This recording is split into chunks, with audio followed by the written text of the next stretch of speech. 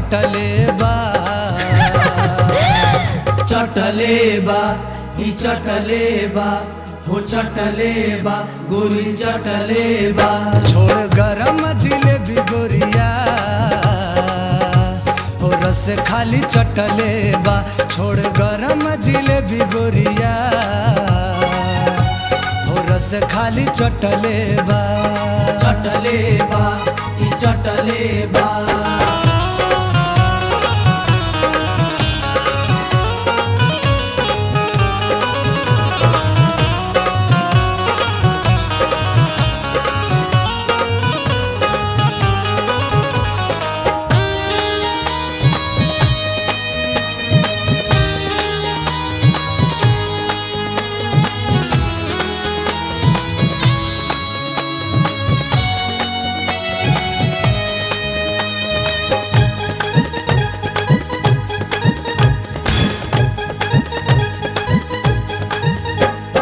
रस रसवंती छुए मधुवंती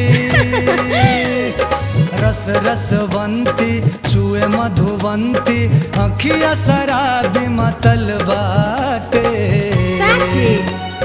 धनुष कमान बान लचके कमरिया लहकत उठता तल बाटे देखा है ने अखिए में बसेला परान हो कहे ने अखिए में बसेला परान हो अचके में चल जाई मितवा के जान हो जियल मुअल दोनों सटले बा ई चटले बा हो चटले बा गोरी चटले बा छोड़ गरम जिलेबी गोरिया अरे जा हो रस खाली चटले बा छोड़ गरम जिलेबी गोरिया हो रस खाली चटले बा हो चटले बा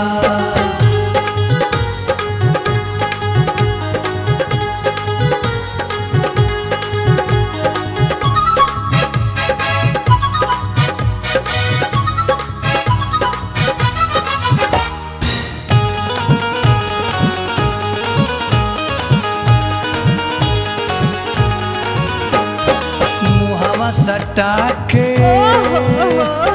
अखिया हटा के मुहावा सटा के अखिया हटा के कनखी से हेने तनी देखना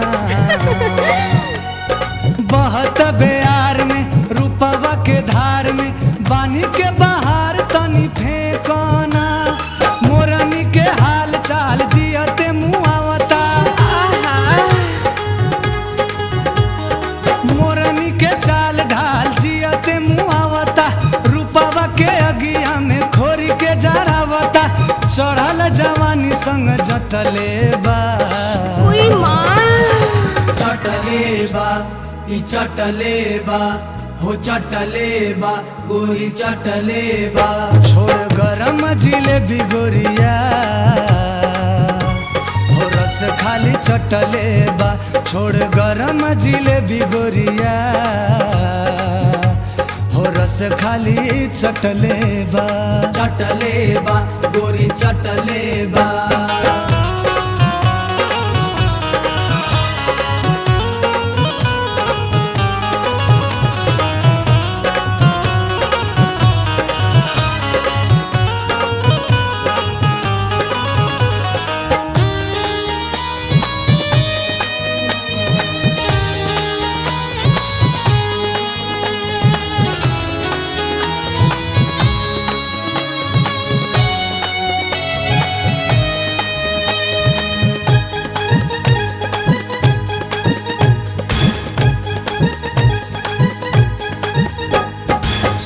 तनी गोरी हो अरे बोलो ना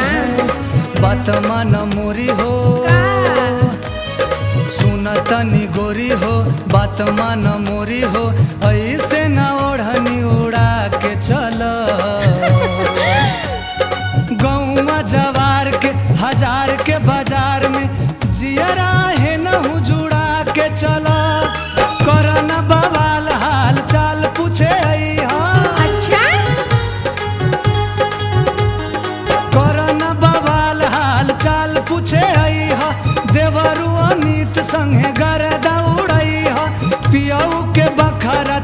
चटले बा चटले बा ई चटले बा हो चटले बा गोरी चटले बा छोड़ गरम जिलेबी गोरिया हो रस खाली चटले बा छोड़ गरम जिलेबी गोरिया हो रस खाली चटले बा चटले बा चटले बा बाटे कचनार ला लोठवा के पान हो साची बाटे कचनार ला लोठवा के पान हो हे जे देख ताड़ू ले ले बुका जान हो मांगिले त कहेलू की घटले बा चटले बा ई चटले बा हो चटले बा गोरी चटले बा छोड़ गरम जिलेबी गोरिया हो रस खाली चटले बा छोड़ गरम जिलेबी गोरिया हो रस खाली चटले बा छोड़ गरम जिलेबी गोरिया हो रस खाली चटले बा चटले बा ई चटले बा हो चटले बा।